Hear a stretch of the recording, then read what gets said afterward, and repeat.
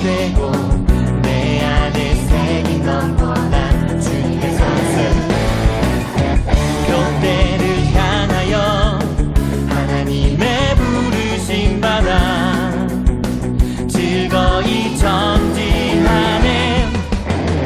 지치고 힘들어도 주님만 바라보며 고이 두어 쌓인 포스트 그때를 향하여 어려움이 다가와도 결코 멈추지 않는 고이 두어 쌓인 포스트 그때를 향하여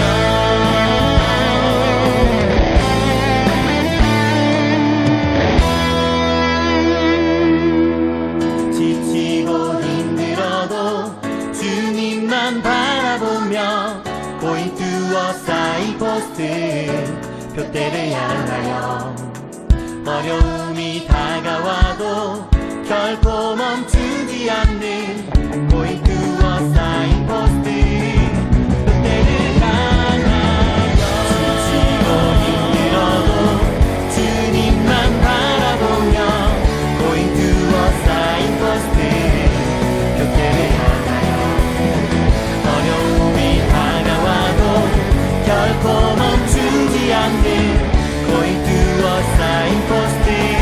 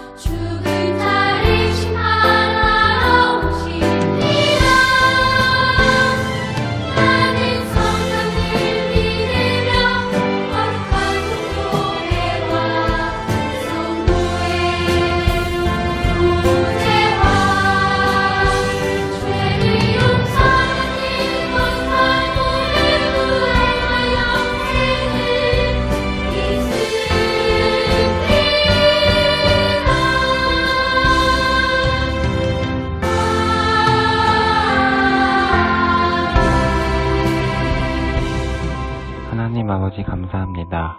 코로나19로 모두가 힘든 가운데 영상 예배로 하나님 아버지께 예배 드릴 수 있어 감사합니다. 지난 한 주간 잘못한 일 용서해 주세요. 그리고 말씀 전해주시는 목사님께 은혜 내려주시고 건강 지켜주세요. 또 우리 친구들과 선생님들 코로나로부터 건강 지켜주세요. 비록 지금은 교회를 가지 못하지만 교회를 잊지 않게 해주세요. 항상 힘이 들고 지칠 때는 하나님을 먼저 생각하고 기도하는 아동부 친구들이 될 수 있게 해주세요. 아동부 친구들과 선생님들이 다시 만날 때는 건강한 모습으로 웃으며 만날 수 있게 해주세요. 이 시간 하나님께서 함께 해주심을 믿으며 예수님의 이름으로 기도드립니다. 아멘. 출애굽기 20장 1절에서 2절 말씀. 하나님이 이 모든 말씀으로 말씀하여 이르시되 나는 너를 애굽 땅 종되었던 집에서 인도하여 낸 내 하나님 여호와니라. 아멘.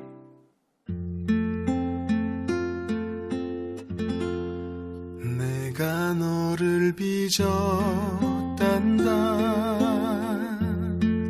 나는 너의 토기장이. 내가 너를 만들면서 얼마나 기뻐했는지. 너의 눈을 만들면서 너에게 눈을 못 댔지. 얼마나 사랑스럽던지 지금도 기억한단다. 너의 손을 빚으면서 하나하나 세어봤지. 이 세상 너밖에 없는 지문을 넣어주면서 너의 심장을 빚으며 호흡을 불어넣어주었지. 너의 첫 심장 소리를 들은 그날을 잊을 순 없지. 너를 다 빚은 그날에 누구에게 널 맡길지. 한참을 돌아본 후에 너를 보낼 수 있었지. 오늘 내가 널 바라보는 마음은 어떨 것 같니? 나는 널 단 한순간도 사랑치 않은 적 없지. 나는 널 단 한순간도 손에서 놓은 적 없지. 나는 널 단 한순간도 눈에서 뗀 적도 없지. 내가 너를 빚었단다. 나는 너의 토기장이.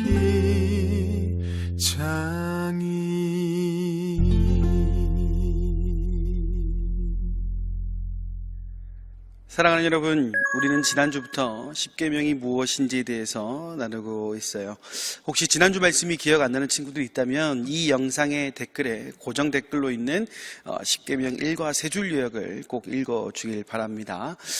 본격적으로 십계명의 내용을 살펴보기 전에 오늘은 십계명을 바르게 이해하기 위해 꼭 알아야 될 것들에 대해서 나누어 보도록 하겠습니다. 그리고 그 다음 주부터 이제 1계명부터 시작해서 한 주에 1계명씩 진행하도록 하겠습니다. 먼저 10계명의 특징은 함축적 의미를 가지고 있다라는 거예요. 여기서 말하는 함축적이라는 말의 뜻은 어떤 뜻을 겉으로 드러내지 않고 속으로 숨기고 있는 것을 의미합니다.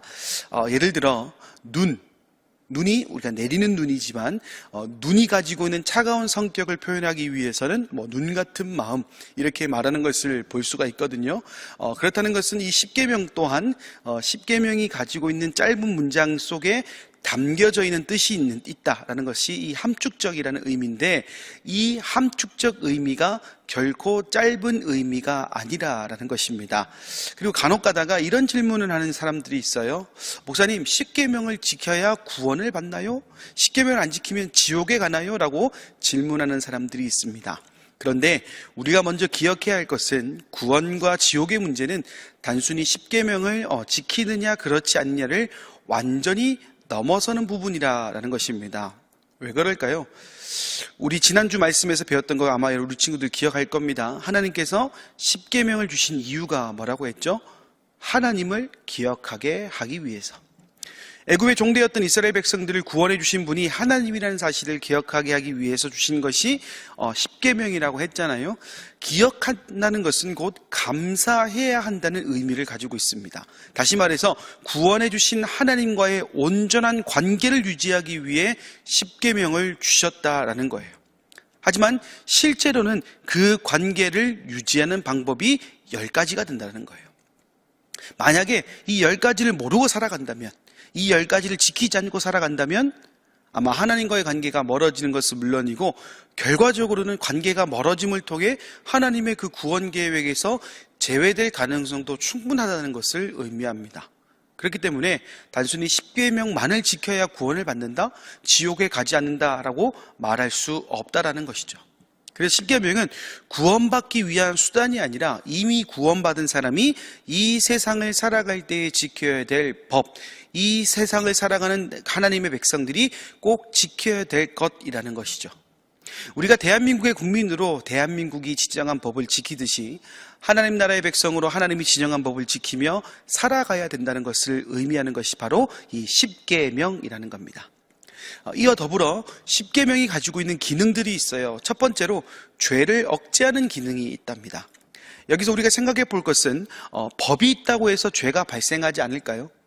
만약에 그렇다고 하면 지금 우리가 사는 세상에는 나쁜 짓을 하는 사람이 없어야 됩니다. 그러나 실제로는 어떻습니까? 참 아이러니하게도 법이 있지만 범죄를 저지르는 사람들은 있다라는 거예요. 하지만 그런다고 해서 세상 모든 사람들이 범죄를 저지를까요? 그것도 아니에요. 이유는 간단합니다. 법이라는 게 있으니까 자연스럽게 참게 된다라는 거예요.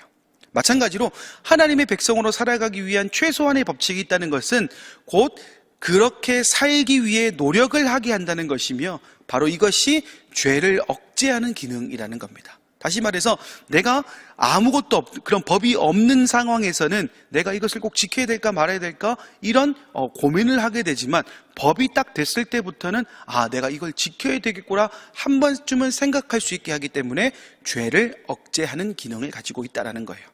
그럼 자연스럽게 어떤 일이 벌어질까요? 10계명의 두 번째 기능이라고 할 수 있는 죄를 깨닫게 해주는 역할을 또한 우리가 보게 된다는 겁니다. 법이라는 테두리 안에 있다는 것은요, 옳고 그름의 기준을 마련해 주신 것이라고 할 때 10계명 역시 하나님의 백성으로 살아감에 있어서 해야 될 것과 하지 말아야 될 것에 대한 기준을 세워주는 역할, 곧 죄를 깨닫게 해주는 기능을 가지고 있다는 거예요. 예를 한 가지 들어볼까요? 여러분, 만약에 이런 기준이 없다면 어떻게 될까요? 하나님과의 관계를 가깝게 하는 방법도 모를 뿐더러 하나님과의 관계가 멀어지는 것을 알지 못하고 살아갈 수 있게 되겠죠? 그런데 우리가 생각해야 될 것은 이렇게 깨닫는 것만으로 끝나는 것이 아니라는 겁니다. 바로 세 번째, 우리는 하나님이 꼭 필요한 분이라는 것을 알게 됩니다. 무엇을 통해서요? 이 10계명을 통해서. 좀 전에 법이 있어도 죄는 일어난다고 했습니다. 마찬가지로 10계명이 있어도 우리는 그것을 다 지키며 살아간다는 것 결코 쉬운 일은 아니에요. 그래서 매일 넘어지고 매일 후회하고 그렇게 살아가는 것이 우리 인간의 모습입니다. 이런 우리의 모습을 하나님께서 너무나 잘 알고 계시기 때문에 십계명을 주심으로 우리 스스로가 할 수 있는 일이 없다는 것을 깨닫게 하신다는 것이죠. 곧 우리 스스로의 힘으로는 아무것도 할 수 없는 나약한 존재이기 때문에 십계명이라는 테두리 안에 우리가 살아가야 함을 깨닫게 하시고, 더 나아가서는 그 기준을 통해 우리가 더욱 하나님을 사랑할 수 있도록, 사랑하지 않을 수 없음을 알게 하신다는 거예요. 끝으로 십계명은 삶의 표준과 법칙을 제시해 줍니다. 이건 법의 필요성과도 연결이 되는 부분인데, 결국 우리 삶이 어떤 삶이 되어야 되는지, 하나님의 백성으로 지켜야 할 최소한의 기준을 마련해 준다는 점에서 꼭 필요한 10가지 계명이라고 할 수가 있겠습니다. 사랑하는 여러분, 우리는 단 한순간도 하나님 없이는 살 수 없는 존재입니다. 그리고 그 하나님께서는 그것을 너무나도 잘 알고 계시기 때문에 그냥 내버려 두시지 않고 십계명을 우리에게 허락해 주셨습니다. 단순히 이스라엘 백성만을 위한 것이 아니라 모두를 위해서 말이에요. 우리가 그 하나님의 뜻을 깨닫고 마음에 새기고 그리고 암송할 때에 우리 친구들의 신앙은 더 단단해질 겁니다. 그리고 그 단단해진 신앙을 우리 하나님께서는 기뻐하실 줄 믿습니다. 이번 한 주간 살아갈 때 하나님 없이는 단 한순간도 살 수 없는 존재임을 기억하면서 하나님께서 세워주신 이 최소한의 법칙을 잘 지킴을 통해 날마다 승리하는 우리 아동부 친구들이 되기를 간절히 소망합니다. 아멘.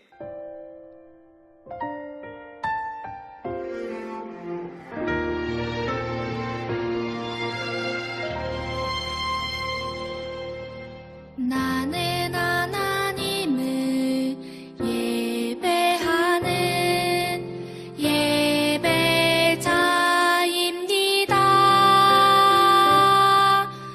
내가 서 있는 곳 어디서나 하나님을 예배합니다.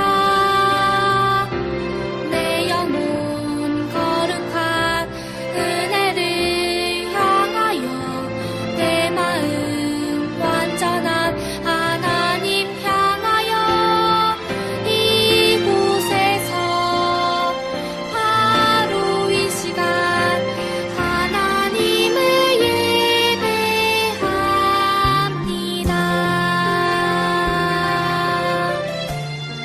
이제는 우리 주 예수 그리스도의 은혜와 하나님의 사랑과 성령의 교통하심이 주신 말씀대로 살아가길 원하는 사랑하는 아동부 머리머리 위에 이제와 영원히 함께하옵시기를 간절히 축원하옵나이다. 아멘.